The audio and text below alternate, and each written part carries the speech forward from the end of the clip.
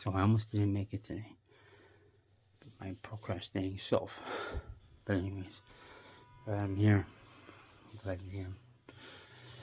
I'm gonna start off with kind of like where this whole escapade adventure of mine started, right?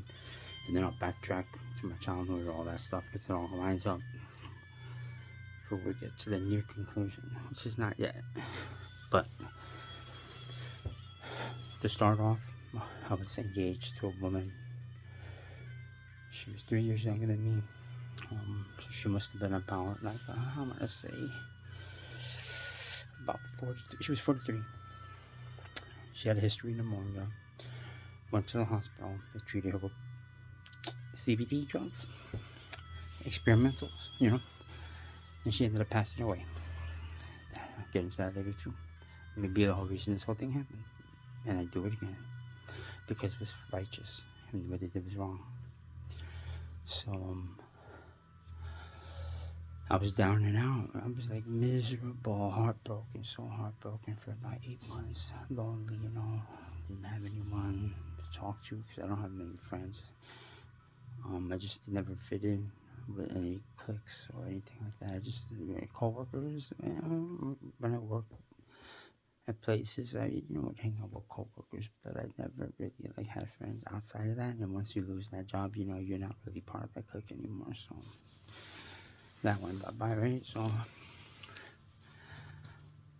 I'm down and out, and I was on a dating site. Somebody enters my life. Almost a spitting image of my fiance who passed away. I'll tell you, she did her makeup. She was, BBW, right? She wasn't Latina, but she looked Latina. And she even had like a lot of the same sicknesses that my ex had, and I took care of my ex. Like I did a lot, like taking care of her because she was like really sick, So the spinning image comes in, right? All right. One of the things about me is for me to stop talking to you is to not get along with my child. Well, this person, first time we meet, is picking lice out of my child's hair, right? So I'm just like, wow. So things go on and we speak, and then knowing that I'm very spiritual, this person tells me that she had a death experience, not even near death experience. Can you hear good? Not even near death experience, but actually died and met God the Creator. Tells her that she's told her time's not yet. She asks what's the mission, or what she has to accomplish, and all she's told is the number 143. This is very important, right? Very important. 143. That's me, right?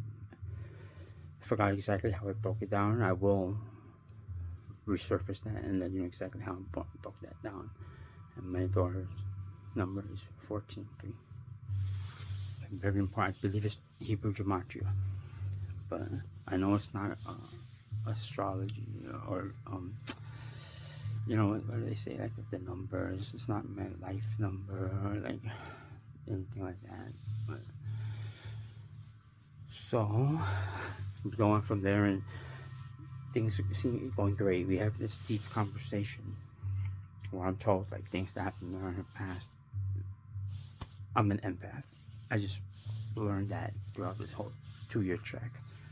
I was known as an empath, which means I can feel others' feelings, and their sorrow resonates within me. Okay? I dried her tears with tissue, listened to her. I cried when she cried. I felt her pain. So she told me some of the things that happened to her. So the natural thing for a person to do is to return that. So I told her things that happened to me, things that hurt me real bad emotionally in my life, like infidelity, being cheated on, broke my heart easily. My heart's broken really easily.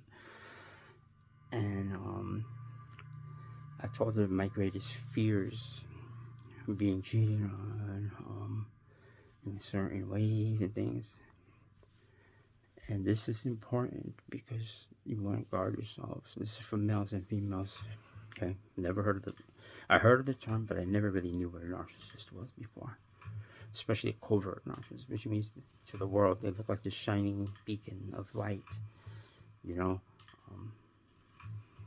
feed the poor. You know, teach the children, impoverish children, things like that, right?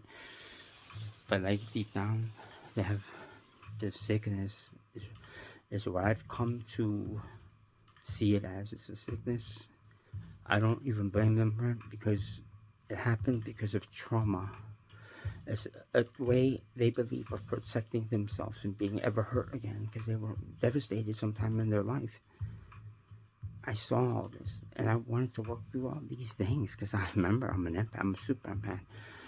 So like I see like ways to help people in the worst situations, but the thing is like sometimes people are so far gone, it's like they've been taken over, you know.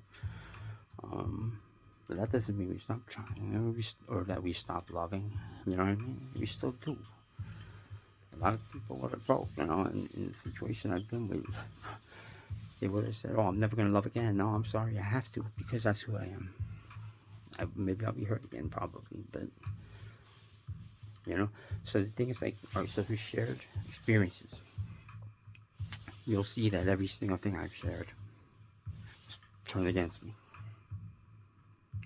Right, everything, like by script, turned against me. Alright, so like the thing here is like I'm just telling you, male and female, just like be careful what you share. Especially when you first meet someone, like, or even before you meet them. I'm gonna tell the women, like the dating sites, don't tell your weaknesses. Like, don't say you know you're emotional, or don't say like you're a very giving person, you know, like you have a big heart to give and stuff, because I'll tell you right now, a lot of men are hearing ka-ching, you know, like sugar mama and stuff like that, or just someone to be taken advantage of, you know. Something even worse is when a woman is like, I'm sick of being used by men as a sex object. Big no-no. Because immediately that tells like 99% of men, like, sex object right here. You're not going to take no for an answer at that point. You think, like, why we did it? These guys, why not me, right? It's just not going to turn out right. You know, keep certain things you want to keep to yourself because they could be used against you. This is for males and females. And while I'm on that, if this is for males right now, if a woman ever tells you, or even probably a guy too, you will never hurt me. If they tell you you will never hurt me, I'm going to tell you right now, they're going to preemptively do something so that if something unfortunate, you do something to them to break their heart, they can fall back on it and say, at least I did it twice, 3 times, 4 times. It's never enough. You know, that's how this thing just spirals totally out of control. You know what I mean? So that was my introduction into this whole thing. My whole life was flipped upside down after this.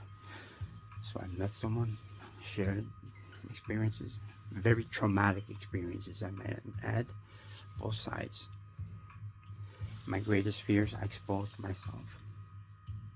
I had a fear of being cheated on. I'm not going to get into details because it's just gross, but I'm going to say I went to a party. I mean, I heard that my girlfriend, like, who I really was like in love with when I was way younger, she went to a party and she got, you know, did business with like a few guys, right? And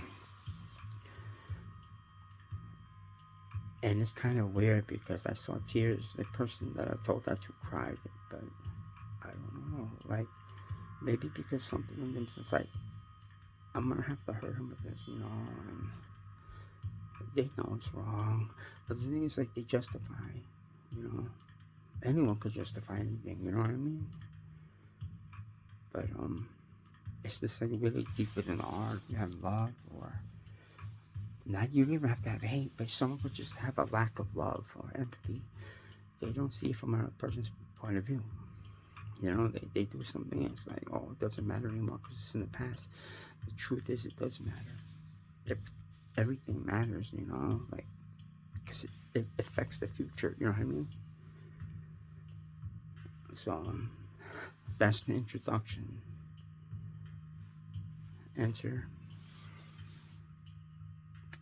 my